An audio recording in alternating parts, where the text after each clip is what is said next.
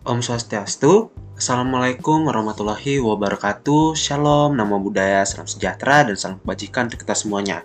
Halo semuanya, perkenalkan saya Marcel Ananda Putra Cornelis dengan NIM 24095111036 dari kelas B. Pada kesempatan video kali ini, saya akan mengerjakan penugasan CBL kedua pada mata kuliah Manajemen dan Kesehatan Babi, di mana saya mengangkat topik pemeliharaan dan rasum babi dengan subtopik manajemen pemeliharaan, penyusunan, dan pemberian ransum pada ternak babi. Jadi, untuk pertama, pada latar belakang permasalahan yang saya angkat, yaitu ternak babi merupakan penghasil daging dengan perkembangan yang mengagumkan dan banyak keunggulan dibandingkan dengan ternak-ternak lain, di mana babi ini mampu menghasilkan anak dalam jumlah yang banyak, sehingga sangat berpotensial untuk dikembangkan, di mana anak babi yang baru lahir hingga pada umur 10 hari ini sangat sensitif terhadap lingkungannya, sehingga angka kematiannya ini cukup tinggi bila pemeliharaannya kurang baik. Keberhasilan peternakan babi ini juga sangat bergantung pada cara pemeliharaan dan pemberian ransumnya. Nah, mengapa hal ini penting teman-teman? Jadi, manajemen yang baik itu mencakup keadaan kandang, pakan, dan sistem pemeliharaan, dikarenakan babi mudah terserang penyakit dan mikroorganisme. Tata cara pemeliharaan juga harus disesuaikan dengan tahapan umur babi, terutama pada fase kritis kehidupan awal, di mana sekitar 60 sampai dengan 80% biaya pemeliharaan babi atau bibit fattening berasal dari biaya ransum tersendiri. Untuk selanjutnya, pada rumusan dan masalah dan tujuan. Jadi, untuk permasalahan dan tujuannya, yang pertama, untuk permasalahannya, bagaimana tata laksana pemeliharaan babi yang baik pada setiap tahapan umur, mulai dari induk beranak hingga anak babi di sapi. Yang kedua, bagaimana cara menyusun dan memberikan ransum yang tepat sesuai kebutuhan nutrien pada setiap fase pertumbuhan babi. Permasalahan yang ketiga, bagaimana mengoptimalkan produktivitas, litter size, pertumbuhan, dan tingkat kematian rendah melalui manajemen pemeliharaan dan pakan yang baik. Dan untuk tujuannya sendiri, memberikan pemahaman mengenai prinsip dan teknik pemeliharaan babi yang baik, serta cara penyusunan ransum yang sesuai kebutuhan nutrien, agar peternak dapat meningkatkan produktivitas dan efisiensi dalam usaha mereka berternak babi. Selanjutnya, dalam bagian pembahasan, di sini ada pokok-pokok pemeliharaan anak babi, di mana dalam usia 2 minggu, anak babi harus diberikan makanan khusus dan dikastrasi pada umur 4 minggu. Lalu, dalam jangka sudah berumur 6 minggu, anak babi harus diadakan vaksinasi. Lalu, dalam rentang 4-8 minggu ini, kita dapat melakukan masa penyapihan pada anak babi. Dan yang terakhir, pada dia berumur 10 minggu, kita dapat melakukan pencegahan atau pemberantasan penyakit cacing dan memberikan obat cacing pada babi. Di mana, faktor penting pemeliharaannya ini, yang pertama, ada berat lahir 1 sampai dengan 1,5 kg dengan jumlah anak 7 sampai 14 ekor per induknya. Yang kedua, pertambahan berat badan sekitar 450 sampai dengan 500 gram per harinya. Yang ketiga, berat sapi rata-rata yaitu sekitaran 10 sampai dengan 14 kg dengan siklus birahi kurang lebih selama 21 hari. Lalu, untuk lama kebuntingannya kurang lebih selama 114 hari, di mana induk babi dapat melahirkan sebanyak 2 kali dalam setahun.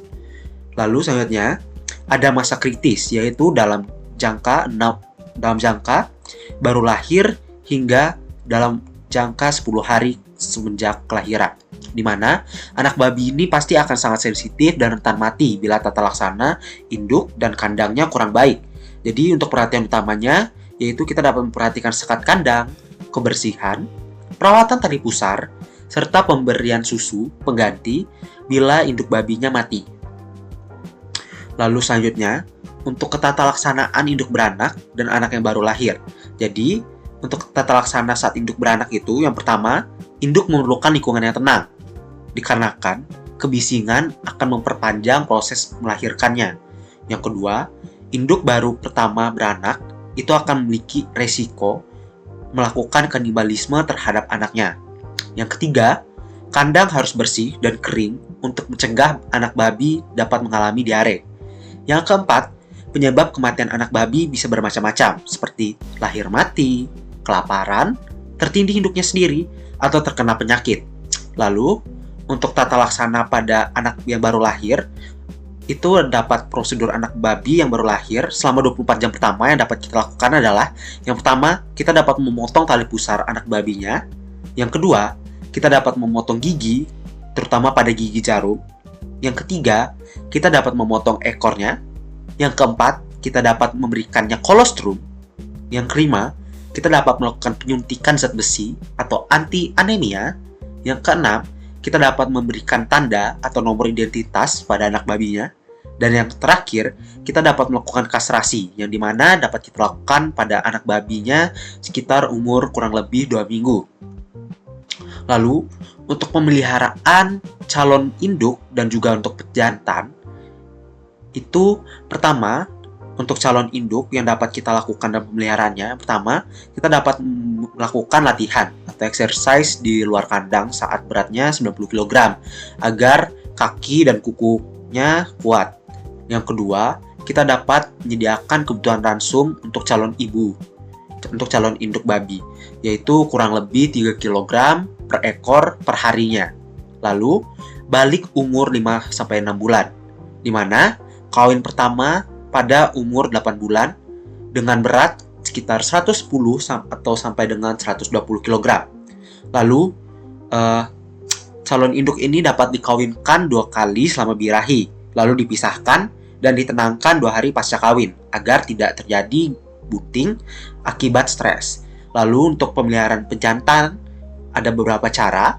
Yang pertama, digunakan sebagai pemacek setelah umur kurang lebih 8 bulan dengan beratnya 100 kg.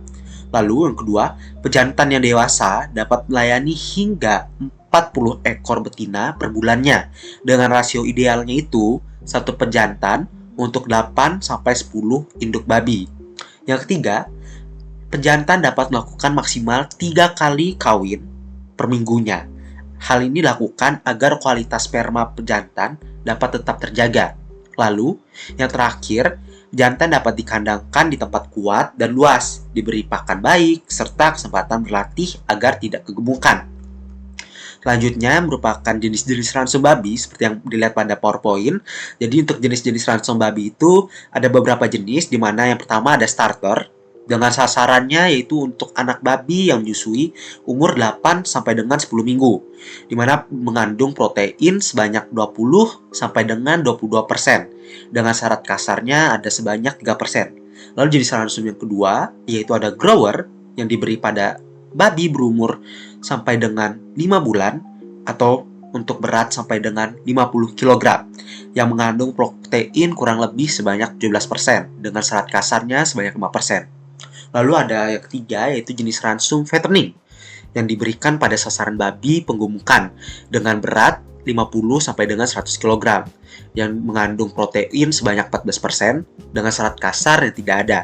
Lalu yang keempat yaitu jenis ransum bibit yang kita beri pada calon induk dan untuk babi yang bunting selama 3 bulan pertama dengan protein sebanyak 14,5% dan syarat kasar kurang lebih dari 8,5%.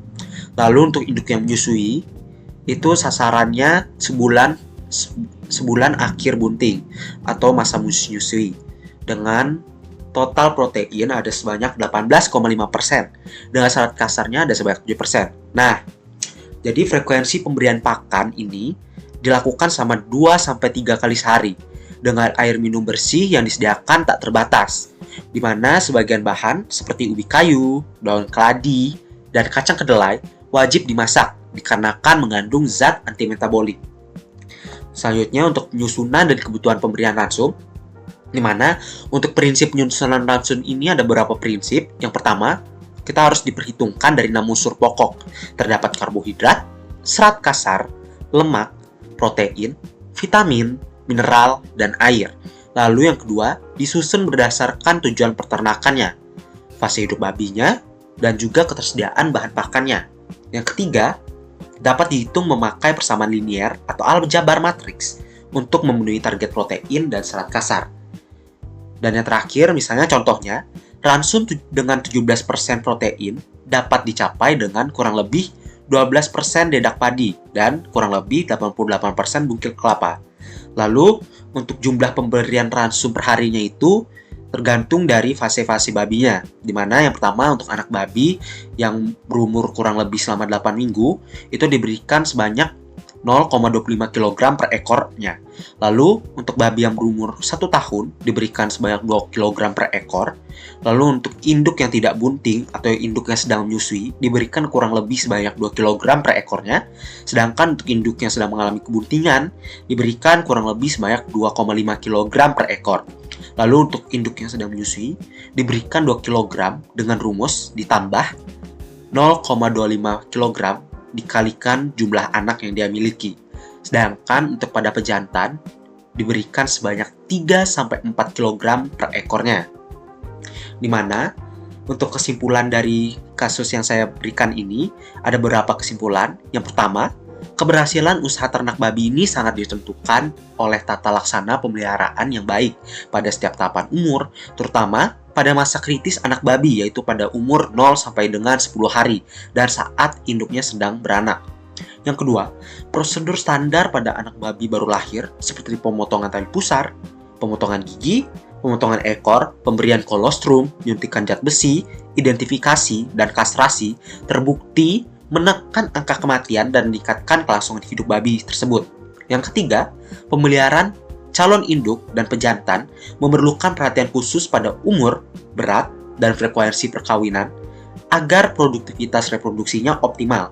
Yang keempat, ransum yang tepat seperti ransum starter, grower, fattening, bibit, dan ransum induk menyusui dengan kandungan protein dan serat kasar sesuai fase hidup babi itu merupakan kunci dari efisiensi biaya pakan yang bisa mencapai 60 sampai dengan 80% dari total biaya pemeliharaan babi. Dan yang kelima, penyusunan ransum berbasis perhitungan kebutuhan nutrien dari ketersediaan bahan pakan lokal mampu menghasilkan formulasi yang efisien dan ekonomis. Jadi, selanjutnya untuk pada bagian saran, terdapat beberapa saran dalam kasus saya, di mana yang pertama, untuk manajemen kandang. Untuk manajemen kandang ini dapat menjaga kebersihan dan kekeringan kandang secara rutin, terutama pada kandang untuk beranak agar dapat menekankan risiko penyakit dan kematian pada anak babi. Yang kedua, dapat melakukan pencatatan atau recording. Melakukan pencatatan rutin ini terhadap berat lahir, penyapihan, kelahiran, kesehatan, dan silsilah ternak guna mendukung seleksi bibit yang lebih unggul. Yang ketiga, dapat melakukan penyusunan ransum sesuai fase, di mana kita dapat menyusun ransum berdasarkan kebutuhan nutrien dari tiap fase hidup babi dan memanfaatkan bahan pakan lokal yang tersedia agar dapat lebih ekonomis. Dan yang keempat, kita dapat melakukan pelatihan peternak, di mana kita dapat memberikan pelatihan dan pendampingan kepada peternak tradisional mengenai teknik pemeliharaan dan penyusunan ransum yang tepat guna. Baik, mungkin sekian presentasi yang dapat saya sampaikan pada tugas CBL 2 Manajemen dan Kesehatan Babi ini. Mungkin saya tutup dengan parama sakti. Om Santi Om. Wassalamualaikum warahmatullahi wabarakatuh. Shalom, nama budaya, salam sejahtera, dan salam kebajikan untuk kita semua.